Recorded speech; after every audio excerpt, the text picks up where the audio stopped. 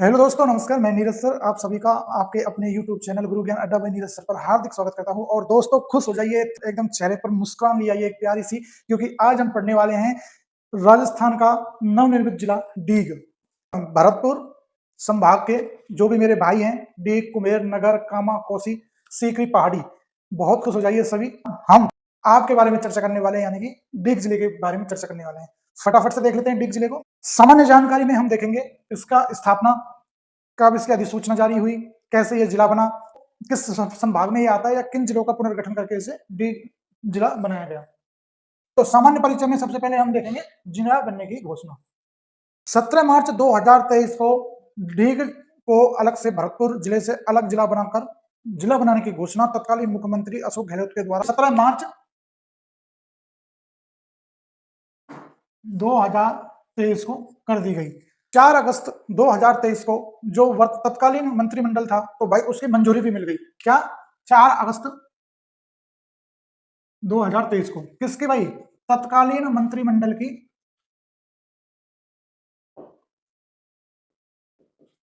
मंजूरी। इसकी कब जारी हुई? तो भाई इसकी अधिसूचना 6 तो भाई 6 अगस्त 2023 को। स्थापना दिवस, भाई डीग जिस दिन स्थापना हुई, डीग की स्थापना का दिन या स्थापना दिवस, तो भाई आपका 7 अगस्त 2023 को डीग का स्थापना हो चुकी। डीग की स्थापना हो गई थी। करता कौन थे? तो भाई डीग जिले के उद्घाटन करता थे उस समय के, यानी कि तत्कालीन पर्यटन राज्य मंत्री विश्वेंद्र सिंह और वर्तमान भरतपुर के महाराजा।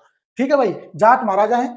ठीक है, तो पांचवी चीज आपकी होगी भाई उद्घाटन करता। भाई उद्घाटन करता कौन है आपके?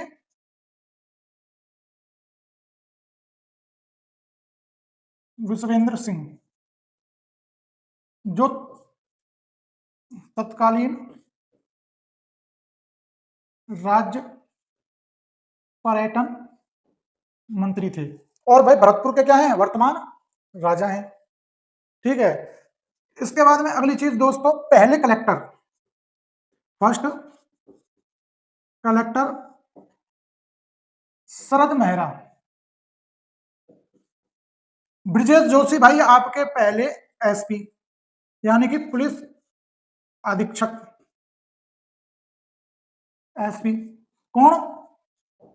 ब्रिजेश मेहरा। भाई डीग डीग जिले के फर्स्ट एमएलए, डीग जिले के फर्स्ट एमएलए, मतलब डीग जिला बना उसके बाद में पहली बार कौन यहाँ पर एमएलए बना, यानी कि विधायक बना। तो भाई जो राजघराना है उसी का दबदबा यहाँ पे बरकरार है। और यहाँ पे जो एमएलए थे वो हैं आपके डॉक्टर शैलेश सिंह। ठीक है भाई, कहां से भाई? डीग विधानसभा सीट से। सर जी, डीग जिले में कितनी विधानसभाएं शामिल की गई हैं? तो भाई 3 विधानसभाएं शामिल की गई हैं, याद रखना। कौन कौन सी? नगर, कामा और आपकी डीग कुमेर। डीग कुमेर से आपके शैलेश सिंह वर्तमान में बीजेपी से हैं। ठीक है, जवाहर सिंह बेडम आपके नगर से बीजेपी के विधायक हैं। और कामा विधानसभा सीट से आपके नौक्षम चौधरी। कौन? नौक्षम चौधरी कामा से आपके विधायक हैं, ये याद रखेंगे। पुनर्गठन भरतपुर जिले से भाई। कौन से जिले से? भरतपुर जिले से। भाई मुख्यालय क्या होगा सर जी इसका? तो भाई मुख्यालय होगा आपका डीगी। क्या होगा? डीगी होगा। सर जी संभाग कौन से में आ गया? तो भाई संभाग आपका हो गया भरतपुर। भाई पुनर्गठन, तो एकमात्र जिला था आपका कौन सा? भरतपुर, जिसका पुनर्गठन करके कुछ तहसीलें इसमें जोड़ी गई। तो अब आपको मैं बता देता हूं कि भाई इसमें उपखंड और तहसीलें कितनी हैं। तो देखिए दोस्तों,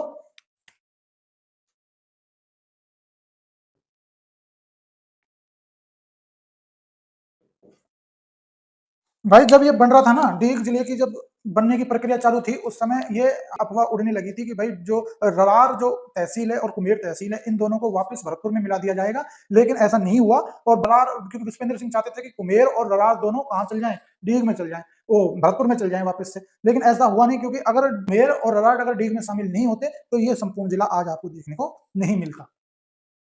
देखिए दोस्तों, इसमें आपके 6 उपखंड शामिल किए गए हैं। कितने? 6, जबकि तहसीलें आपकी 9 हैं भाई, डीग जिले के अंदर। उपखंड कौन-कौन से हैं? आपका डीग है, कुमेर है, नगर है, सीकरी है, पहाड़ी है, कामा है।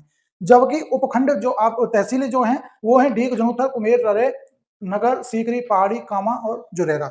ये आपके हैं। भाई यहाँ से आपकी नौक्षम चौधरी, कौन सी? नौक्षम चौधरी आपके क्या है? एमएलए हैं।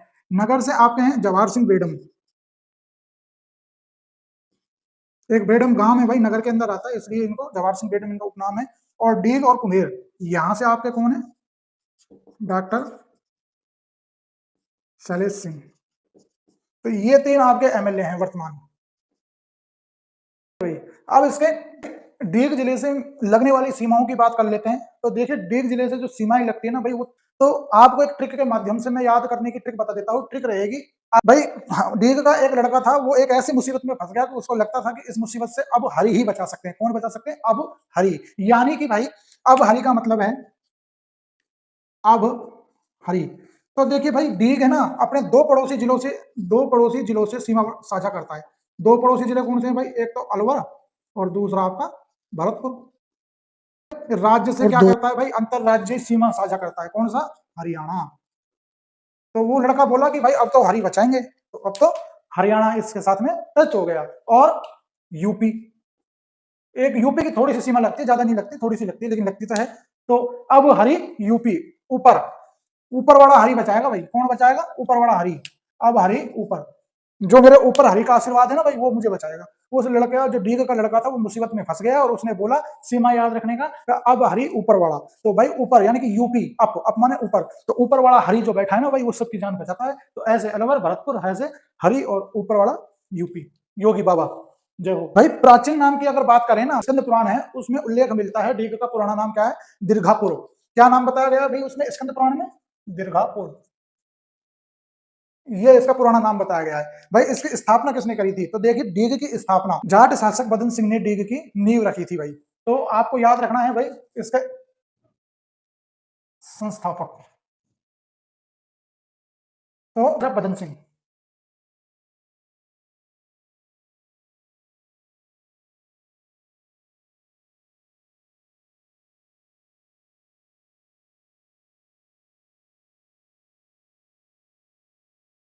1721 में। कब रखी गई भाई? 1721। बहुत सी जगह 21-22 मिलता है, क्योंकि साल 1721 के अंतिम समय में, पिछले 3 माह में इन्होंने इसकी स्थापना रखी थी। तो इसलिए बहुत सी किताबों में क्या है, 21-22 दे रखा है, लेकिन एक्चुअल में क्या है, 1721 है। एक चीज याद रखेंगे कि भाई, जो डीग के पुराने महल है ना, देखो, जो डीग के महल है ना, उनकी स्थापना 3 चरणों में की गई है। मतलब कि एक साथ नहीं बने। पहले बदन सिंह ने बनवाया था उसको, फिर उसके बाद में इनके बेटे राजा सूरजमल ने बनवाया, और राजा सूरजमल ने डीग के महलों का 2 बार विकास किया था। तो ये याद रखना। तो मैं आपको बता देता हूँ कि भाई कैसे कैसे विकास हुआ। लेकिन एक बात मैं आपको पहले बता देता हूँ कि भाई, पहले ये सामंत थे यहाँ के, और गढ़ी में रहते थे। डीग में एक गढ़ी नामक जगह है, उसमें ये रहते थे। जो इसका निर्माण कराया था ना भाई, इन्होंने गद्दी पे बैठते ही 1721 और 22 में डीग के अंदर एक शुरुआती महल बनवाया था। राजा बनते ही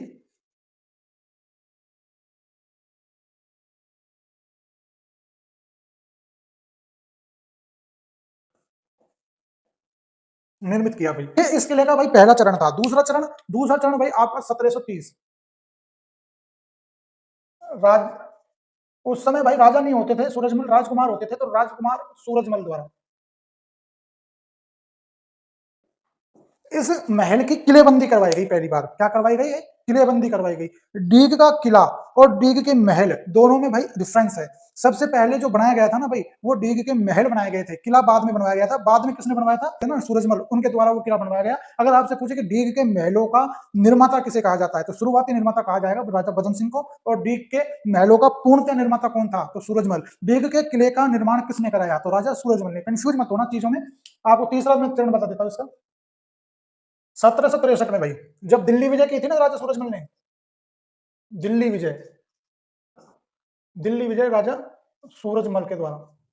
भाई राजा सूरजमल ने जब 1763 में पहली बार दिल्ली को विजय किया था, 10 मई 1763, इस दिन दिल्ली को उन्होंने विजय कर लिया था। और उसी के साथ में जो दिल्ली के किले के अंदर प्रमुख स्मारक थे, उनको वहां से तोड़ कर ले आए थे भाई, क्योंकि कुछ संगमरमर के महल बने हुए थे दिल्ली के अंदर, तो उनको वहां से उखाड़ कर ले आए थे, उनके गेटों तक उखाड़ के ले आए थे। और उन सब सामग्रियों से फिर जो दीग के जल महल है या दीग के महल है, उनमें उनका निर्माण कराया गया था। उन्हीं आप जब आप कभी दीग जाओ ना भाई घूमने, तो दीग के जल महलों में देखना, नूरजहां के बच्चों की जो मस्जिद थी ना, वो वहां से उखाड़ कर ले आए थे और यहाँ पे हुबहू ऐसी बनवा दी थी, और उसको इन्होंने अपना आराम गृह बनवाया था। यानी कि आराम गृह के रूप में उसको काम में लेते थे राजा सूरजमल दीग के अंदर। राजा सूरजमल के कुछ उपनाम मैं आपको बता देता हूँ। राजा सूरजमल को जाटों का प्लेटो कहा जाता है। क्या कहा जाता है? जाटों का प्लेटो। और अफलातून राजा के नाम से भारत के जो इतिहास है उसमें सूरजमल का नाम फेमस है। इनको अफलातून राजा के नाम से भी जाना जाता है। हिंदू हृदय सम्राट, ये भी आपके सूरजमल को ही जाट शासक को बोला जाता है। तो राजा सूरजमल के उपनाम देखिए भाई, पहला नाम जाटों का प्लेटो।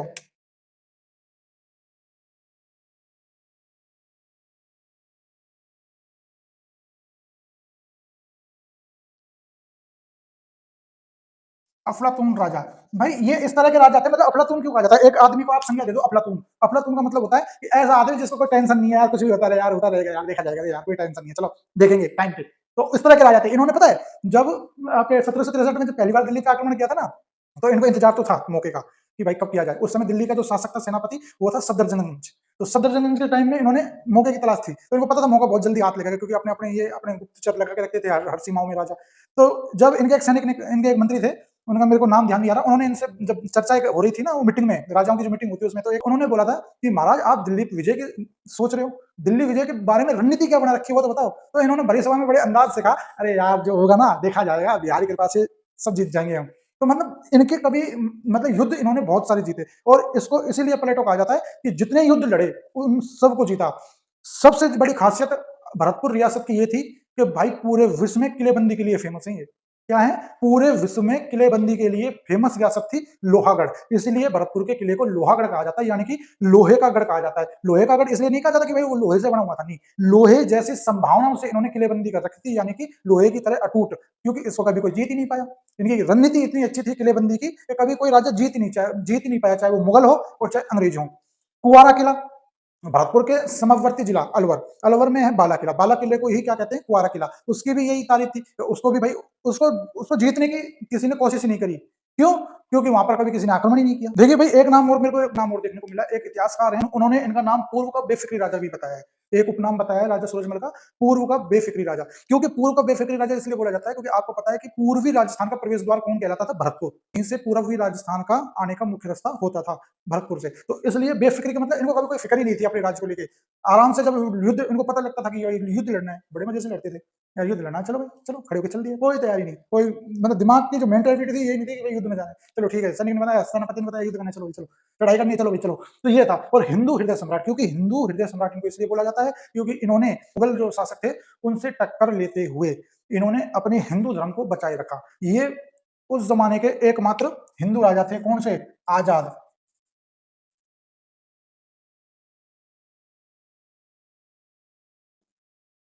अगर भाई इनकी तुलना, अगर मैं व्यक्तिगत रूप से अगर करूँ ना, अगर मैं इनकी तुलना महाराणा प्रताप मेवाड़ से करूँ तो उससे कम नहीं है, क्योंकि महाराणा प्रताप ने भी जीते जी कभी मुगलों की अधीनता स्वीकार नहीं की, और इन्होंने भी जीते जी कभी, सूरजमल ने जीते जी कभी मुगलों की जो की अधीनता स्वीकार नहीं की भाई। ये दो ऐसे हिंदू सम्राट थे, मेवाड़ के महाराणा प्रताप और लोहागढ़ के सूरजमल, जिन्होंने कभी किसी दूसरे दुश्मन की या किसी और की अधीनता स्वीकार नहीं की। अपनी मस्ती में मस्त, खाया पिया मस्त, युद्ध लड़ेंगे लड़ लेंगे, देखा जाएगा, हारेगा जीतेगा ऊपर वाले के हाथ में। जो डीग थी ना, डीग, ये याद रखना भाई, जो भरतपुर जो रियासत थी उसकी पहली राजधानी बदन सिंह के द्वारा बनाई गई थी डीग। बाद में राजा सूरजमल के द्वारा दूसरी राजधानी भरतपुर की बनाई गई, खुद भरतपुर। ठीक है। तो जो जाट रियासत थी, यानी कि जाट रियासत की पहली राजधानी आपकी डीग थी, जो राजा बदन सिंह के द्वारा स्थापित की गई थी, और उसके बाद में उनके बेटे सूरजमल के द्वारा भरतपुर बसाया गया, जिसे जाट रियासत की राजधानी घोषित किया गया। तो यहाँ दो क्वेश्चन बनते हैं कि जाट रियासत की पहली राजधानी डीग, दूसरी राजधानी भरतपुर। भाई जाट लैंड एक शब्द अंग्रेजों के टाइम में 18वीं सदी में बड़ा फेमस था भरतपुर और धौलपुर क्षेत्र को लेकर। क्या? जाटलैंड। मतलब एक जो गर्व वाला जो एक शब्द होता था ना अंग्रेजों के बीच में, जाट जो भरतपुर के जाट राजाओं के लिए, वो था जाटलैंड। तो जैसे कभी कोई अंग्रेजों की मीटिंग में अगर कोई शासक जाता था तो उनको जाटलैंड के राजा के नाम से मतलब वरीयता दी जाती थी या उनकी पहचान होती थी। तो जो जाटलैंड है ये 18वीं सदी में अंग्रेजों के द्वारा दिया गया प्रमुख नाम था भरतपुर रियासत को, जिसको कि हम जाटलैंड बोलते हैं। इसके अलावा उपनाम आपको पता है, जाटलैंड भी भरतपुर को और लोहागढ़ भी भरतपुर को ही बोलते हैं। दीघ 1721 में, ठीक है, किसने? बदन सिंह, राजा बदन सिंह द्वारा। भाई डीग किले का निर्माण किसने कराया? डीग किले का निर्माण, डीग किले का निर्माण कराया था भाई राजा सूरजमल ने 1772 ईस्वी में। याद रखना भाई, important factor, very very most. Deeg के महलों की बात करें तो दो लोगों का नाम मिलता है, बदन सिंह, सूरजमल। शुरुआती महल जो बनाया था ना भाई, डीग को राजधानी बनाते टाइम जिस महल की स्थापना की गई थी राजा बदन सिंह के द्वारा। लेकिन ज्यादातर ये क्वेश्चन, जहां तक मेरी समझ है, आज तक कभी पूछा नहीं गया राजस्थान जीके में। सीधा सीधा क्वेश्चन यही आता है कि डीग के महलों का या वर्तमान महलों का निर्माण किसने कराया? तो वर्तमान महलों का, डीग के वर्तमान महलों का निर्माण कराया था सूरजमल ने। और डीग के दुर्ग का यानी कि डीग के किले का निर्माण किसने कराया? तो डीग का जो किला है उसका निर्माण आपका कराया था 1772 में राजा सूरजमल के द्वारा। भाई डीग के बारे में इतिहास देख लिया, सब कुछ देख लिया। अब देखते हैं जलवायु यानी कि ज्योग्राफी का चैप्टर ले लेते हैं। डीग के बारे में, डीग जिले की ज्योग्राफी के बारे में देख लेते हैं। तो भारतीय मौसम विभाग के अनुसार डीग क्षेत्र या डीग जिले की जो जलवायु है वो है भाई आपकी आर्द्र जलवायु। कौन सी? आर्द्र जलवायु है। अगर देखो भारतीय जलवायु को 4 क्षेत्रों में बांटा गया है भाई। कितने में? भारतीय जलवायु का 4 श्रेणियों में वर्गीकरण किया गया भाई। 4 श्रेणी वर्गीकरण, ठीक है। अब वो 4 श्रेणी वर्गीकरण क्या है ये तो मैं आपको कभी और किसी क्लास में बता दूंगा, लेकिन इंपॉर्टेंट यह है कि भाई डीग को किस कैसे बांटा गया है। तो देखिए, भारतीय मौसम विभाग के द्वारा आर्द्र जलवायु बताया गया है। कौन सी? आर्द्र जलवायु। अब हम किसकी बात कर रहे हैं भाई? डीग क्षेत्र की या डीग की, डीग जिले की। डीग जिले की जलवायु कैसी? भारतीय मौसम विभाग के अनुसार आर्द्र जलवायु। कोपेन के अनुसार, CWG, कोपेन के अनुसार क्या बताई गई है भाई यहाँ की जलवायु डीग की? CWG। थॉर्नवेट के अनुसार डब्ल्यू बताई गई भाई, DAW, CAW नहीं, CWG तो उसके अनुसार है। थॉर्नवेट के अनुसार DAW बताई गई है। इसके अलावा टी वार्था के अनुसार CAW, काउ, CAW काउ, है ना। तो ये बताई गई है। क्या कह रहे हो? अच्छा अच्छा अच्छा, ये क्या है? तो देखिए भाई, ये आपने शायद नहीं पढ़ा होगा, बहुत से लोगों ने पढ़ रखा होगा, आपने नहीं पढ़ रखा होगा। मैं आपको बता देता हूँ, ये वर्गीकरण, ये मतलब तीनों वैज्ञानिक हैं और इन तीनों वैज्ञानिकों ने क्या किया है कि भाई पूरे विश्व की जो जलवायु है उसे अपने नियम से बांट दिया है, ठीक है। तो जब हम पूरे विश्व की या किसी देश की या किसी राज्य की जलवायु पढ़ते हैं ना, तो इनका भी हम वर्गीकरण इसमें पढ़ते हैं, ठीक है भाई। इसका हम वर्गीकरण पढ़ते हैं। तो कोपेन के अनुसार अगर आपसे पूछी जाए कि भाई डीग की जलवायु कैसी है, तो CWG श्रेणी की है। अगर थॉर्नवेट की पूछी जाए तो DAW श्रेणी की है। और तिवार्था के अनुसार पूछी जाए तो CAW की है। और अगर भारतीय मौसम विभाग के अनुसार पूछी जाए तो आर्द्र जलवायु है, ठीक है। इसका आधार क्या है? वनस्पति। मतलब किसी क्षेत्र में जो वनस्पति पैदा हो रही है ना, उसको आधार मानकर इन्होंने इसका वर्गीकरण किया है। इन्होंने क्या है भाई, इन्होंने वर्षा को आधार मानकर, किसको? वर्षा, वाष्पीकरण, तापमान, ठीक है, इसको आधार मानकर थॉर्नवेट ने इसका वर्गीकरण किया है भारतीय जलवायु का। और टीवार्था ने भी वनस्पतीय आधार पर, वनस्पतीय आधार पर इसका वर्गीकरण किया है। अगली क्लास में बता दूंगा। लेकिन ये आपको बस इतना याद रखना है कि जो डीग की जलवायु है भारतीय मौसम विभाग के अनुसार आर्द्र जलवायु है, कोपेन के अनुसार CWG है, और थॉर्नवेट के अनुसार DAW, और टीवार्था के अनुसार CAW है। अब कर लेते हैं मिट्टी की बात कि सर जो डीग क्षेत्र है या डीग जिला है इसमें किस प्रकार की मिट्टी पाई जाती है। जो आपका पूर्व के समतलीय धरातलीय क्षेत्र से बना हुआ है, जो कि क्या है भाई, नदियों की मिट्टियों के द्वारा निर्मित है। तो इसलिए जो यहाँ पे प्रमुख मिट्टी पाई जाती है भाई, वो आपकी नदीय मिट्टी पाई जाती है। नदीय मिट्टी में जड़ोद, जड़ोद मिट्टी बोल देंगे। इसी मिट्टी हम क्या बोल देते हैं भाई? कच्छारी मिट्टी। इसी को हम बोल देते हैं दोमट मिट्टी। इसी को हम बोल देते हैं नवीन कापीय मिट्टी। भाई स्टेनोग्राफर का पेपर हुआ था ना, राजस्थान स्टेनोग्राफर का, उसमें यह पूछा गया था कि किस मिट्टी को या किस मिट्टी का उपनाम नवीन कापीय मिट्टी है। अभी आपके स्टेनोग्राफर वाला उसमें पूछा गया था। तो मिट्टी याद रखना भाई, जड़ोद मिट्टी कह दो, कच्छारी कह दो, दोमट कह दो, नवीन कापीय मिट्टी कह दो, चारों नाम एक ही है, ठीक है भाई। इसी मिट्टी को साल्पी साल्पी सॉइल कहते हैं। साल्पी सॉइल कहाँ पाई जाती है? तो डीग क्षेत्र में साल्पी सॉइल पाई जाती है। साल्पी सॉइल का मतलब है कि वैज्ञानिक आधार पर मिट्टी का वर्गीकरण, वैज्ञानिक आधार पर मिट्टी का वर्गीकरण जब किया जाता है तो साल्पी सॉइल का नाम निकल कर आता है। वही साल्पी सॉइल आपके यहाँ पाई जाती है। कौन सी भाई? साल्पी साल्फी सोइल। ठीक है, वैज्ञानिक वर्गीकरण के आधार पर। ठीक है भाई, मिट्टी के वैज्ञानिक वर्गीकरण के आधार पर डीग क्षेत्र में या डीग जिले में कौन सी साल्फी सोइल पाई जाती है, ये भी आप याद रखना। नदियों के अपवाह क्षेत्र की बात कर लें, यानी कि डीग जिले में होकर कौन सी नदी आपकी बहती है। तो देखिए, आपने एक नदी का नाम सुना होगा, राजस्थान की फेमस नदी है भाई, रूपा रेल। रूपा की बना दी रेल। ठीक है भाई, क्या बना दी? रूपा की रेल बना दी। तो वही रूपा रेल नदी आपको यहाँ, जो रूपा रेल नदी है ना, इसको आपके 3 नामों से जाना जाता है। पहला बारा नदी के नाम से, लसवारी या नसवारी नदी के नाम से भी इसको जाना जाता है। लसवारी क्यों कहते हैं? नसवारी है, वैसे ये लसवारी नहीं है, नसवारी है। और नसवारी क्या है कि भाई अलवर के एक क्षेत्र है नसवारी गांव, गोविंदगढ़ तहसील है, उसमें एक नसवारी गांव है, उस नसवारी गांव में होकर ये निकलती है। और वह नसवारी गांव में एक फेमस मुगल युद्ध भी हुआ था भाई, तो इसलिए इसको नसवारी भी कहते हैं। बारा क्यों कहते हैं? अलवर जिले की सिरस्का की पहाड़ियों के पास नटनी का बारा नामक जगह है, वहां से भाई ये 2 डिवीजन में बट जाती है, यानी कि 2 क्षेत्र में बट जाती है। एक का तो चला जाता है पानी, एक जो 2 नाल में बट जाती है। एक नाल का पानी चल जाता है आपके अलवर में स्थित जयसमंद सागर में, और जब दूसरी जो नाल यानी कि दूसरी नहर की तरफ का जो पानी निकलता है वो निकलता है आपका अलवर से भरतपुर। इसके पीछे एक रोचक तथ्य है, एक रोचक कहानी है दोस्तों। 18वीं सदी के समय, जब 18वीं सदी का रियासत काल था, उस समय इस नदी को लेकर, इस नदी के जल को लेकर भरतपुर और अलवर दोनों रियासतों में झगड़ा हो गया था। ठीक है, अब चूंकि ये कहां से निकलती है भाई? अलवर से निकलती है। तो अलवर से निकलती है तो अलवर के महाराज ने क्या किया कि इसका पानी रोककर अलवर में ही इकट्ठा करना चाहा। लेकिन भाई बरसात का पानी है, आज तो बरसात आपको इतनी देखने को मिलती नहीं है, पुराने समय में तो बहुत ज्यादा होती थी, बाढ़ आ जाती थी और एक एक महीने तक बाढ़ें रहती थी, पानी उतरता ही नहीं था एक एक महीने तक। जैसी बाढ़ कम होती है ऐसे फिर बरस जाता, तो फिर वापस से बाढ़ ऊपर ऊपर चल जाती थी, ऊपर आ जाती थी। तो इस हिसाब से इसका अलवर रियासत ने पानी रोकना चाहा अपने उपयोग के लिए, लेकिन ऐसा हुआ नहीं। तो इन दोनों का जो झगड़ा था ना, वो आपका लंदन में स्थित विक्टोरिया कोर्ट में चला गया। कहाँ चला गया भाई? विक्टोरिया कोर्ट में। और उसके बाद में वहां ये निर्णय किया गया कि भाई इसका जो पानी है वो 60% अलवर के लिए और 40% भरतपुर के लिए छोड़ा जाएगा।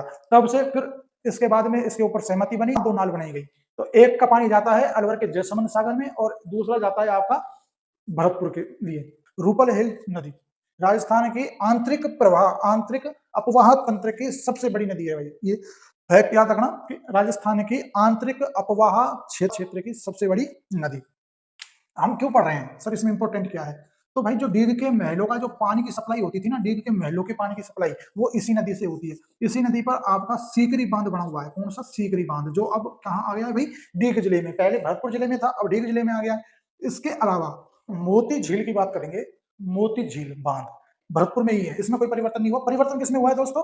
आपके सीकरी बांध में। जो सीकरी बांध था वो पहले आपका भरतपुर जिले में था, लेकिन अब डीग जिला बनने के बाद डीग जिले में आ गया। देखिए, मोती झील बांध के बारे में एक चीज याद रखना, एक फैक्ट है कि नीले हरित शैवाल जो कि पानी में पाए जाते हैं ना भाई, शैवाल की जो परत पाई जाती है, ये शैवाल आपके इस बांध में मिलते हैं। और इसी बांध, और जो ये रूपा रेल नदी है, इसी नदी के पानी की सप्लाई आपके डीग के जल महल में होती थी। ठीक है, आपको पता है कि डीग के जल महल में 2 सागर बने हुए हैं, उन्हीं सागरों की जलापूर्ति कौन करती थी? ये करती थी रूपा रेल नदी। इसका अपवाह क्षेत्र कौन सा है सर, यानी कि कहां कहां होकर बहती है? तो दोस्तों ये आपकी अलवर से शुरू होती है, अलवर जिला, फिर डीग जिले में, पहले भरतपुर में डायरेक्ट प्रवेश करती थी, लेकिन अब डीग जिला आ गया बीच में, तो डीग में होते हुए भरतपुर में ये चल जाती है। और भरतपुर के पास में दोस्तों एक जगह है जिसका नाम है कुशालपुर। कुशालपुर एक कस्बा है दोस्तों, वहां जाके ये विलुप्त हो जाती है। ठीक है, यानी कि अलवर से शुरू होकर भरतपुर में विलुप्त। तो 3 जिलों में होकर ये बहती है। आंतरिक अपवाह क्षेत्र की, अपवाह तंत्र की सबसे बड़ी नदी है, ये आपको याद रखना है। सर इसका प्रवाह क्षेत्र आपने बता दिया, आपने इसका विलुप्त क्षेत्र बता दिया, सर उद्गम क्षेत्र नहीं बताया। तो भाई सुन लीजिए, उद्गम क्षेत्र इसका उदयनाथ की पहाड़ी, टीकड़ी गांव। कौन सा भाई? टोडी गांव। टीकड़ी नहीं, टोडी गांव, इसको टीकड़ी बोलते हैं, टोडी बोलते हैं। तो टोडी गांव किताबों में देखने को मिलता है, तो इसलिए टोडी गांव याद रखना। टोडी गांव उदयनाथ की पहाड़ियों से थानागाजी तहसील में अलवर जिले से इसका उद्गम होता है।